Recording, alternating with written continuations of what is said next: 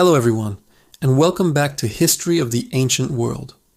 Today, we're setting sail on the Mediterranean, not with the Greeks or the Romans, but with the unsung masters of the ancient sea, the Phoenicians.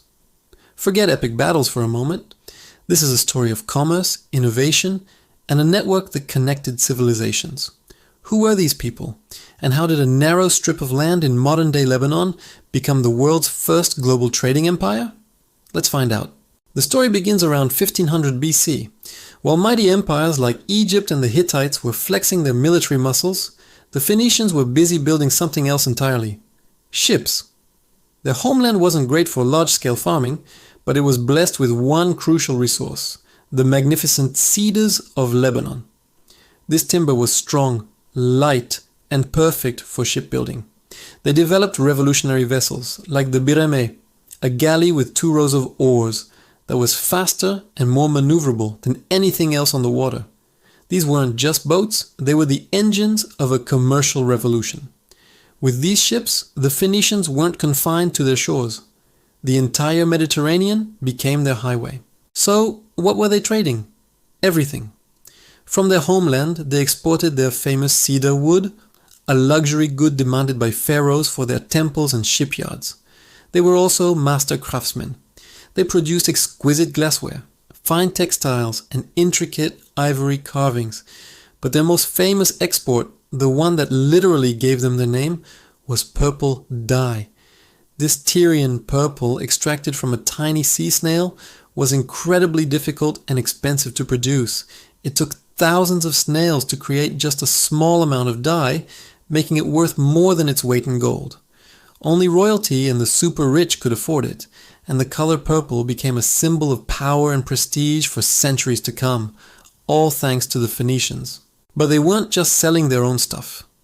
The Phoenicians were the ultimate middlemen of the ancient world. Think of them as the Amazon or Alibaba of 1000 BC. They would sail to Egypt and pick up grain and papyrus, then head to Greece to trade it for olive oil and pottery. They'd venture to Spain for silver and tin, essential for making bronze, and maybe even sail as far as Britain. They brought tin from the far west to the bronze workers of the east. They moved Egyptian goods to the Aegean, and they connected dozens of cultures that would have otherwise never met. Their ships were floating marketplaces, carrying not just goods, but ideas, technologies, and stories from one end of the known world to the other. To manage this vast network, the Phoenicians needed a way to keep track of their trades, their inventory, and their accounts. The complex writing systems of the time, like cuneiform or hieroglyphics, were too cumbersome for busy merchants.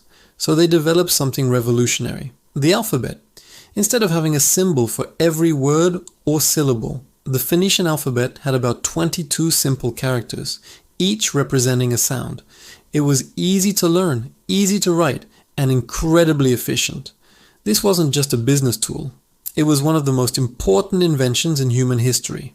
It spread like wildfire along their trade routes, and it's the direct ancestor of the Greek, Roman, and ultimately the English alphabet we use today. Every time you write a word, you are using a technology perfected by these ancient sea traders. A trading empire on this scale couldn't operate from a single city. So the Phoenicians established a network of colonies and trading posts all across the Mediterranean.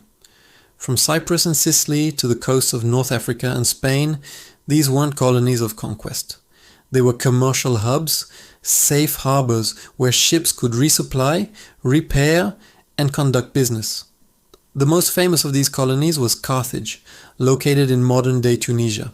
Founded around 814 BC, Carthage would grow to become a mighty power in its own right, eventually challenging the rising might of Rome in a series of legendary conflicts known as the Punic Wars. But that's a story for another day. The point is, this network allowed the Phoenicians to control the sea lanes and dominate trade for centuries. Their voyages were legendary. Ancient sources tell us they were the first to circumnavigate Africa, a journey commissioned by an Egyptian pharaoh around 600 BC. It was a feat that wouldn't be repeated for nearly 2,000 years. They navigated by the stars, particularly the North Star, which the Greeks called the Phoenician star, in their honor. They weren't afraid of the open ocean, pushing the boundaries of the known world in a relentless search for new markets and new resources. They were explorers driven not by glory, but by profit. This practical, business-first mindset is what made them so successful.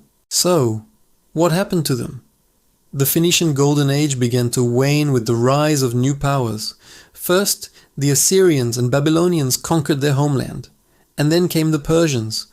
But the biggest blow came from Alexander the Great in 332 BC. After a grueling 7-month siege, he conquered their most powerful city, Tyre, effectively ending their dominance in the eastern Mediterranean.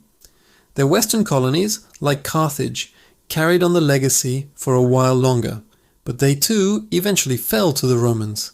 The Phoenicians, as a distinct political entity, disappeared from history, absorbed into the larger empires that followed. But their legacy is absolutely everywhere. It's in the alphabet you use to read this. It's in the history of commerce and globalization. It's in the very idea of a network that connects different cultures through trade rather than war. The Phoenicians showed the world that you don't need a massive army to build an empire. With a good ship, a clever idea, and a keen eye for business, you could change the world. They were the pioneers who turned the sea from a barrier into a bridge, and in doing so, they laid the foundations for the interconnected world we live in today. Thank you so much for joining me on this voyage into the past. If you enjoyed learning about the masters of the ancient sea, please hit that like button and subscribe to History of the Ancient World for more stories like this. Let me know in the comments what ancient civilization you'd like to explore next. Thanks for watching, and I'll see you in the next video.